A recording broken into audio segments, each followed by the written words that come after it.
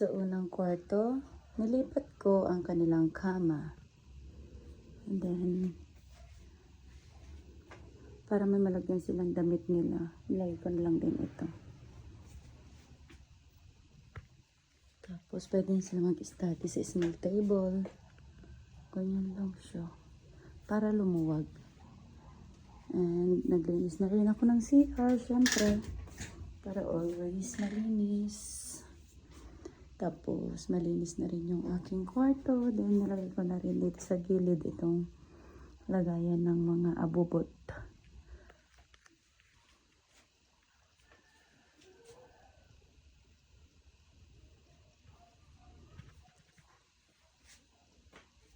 And, marami pa akong tupiin, guys. Sorry naman doon sa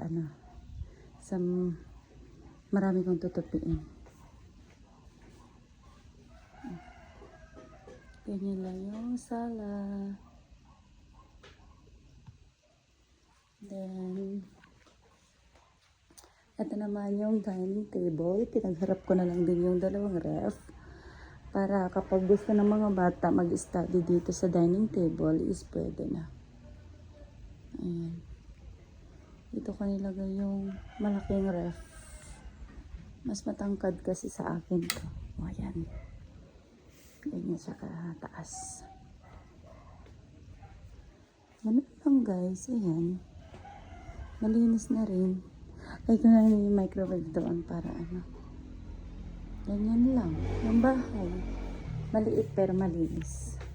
Yan naman ang masarap sa mata, diba? Yung malinis ang loob ng bahay.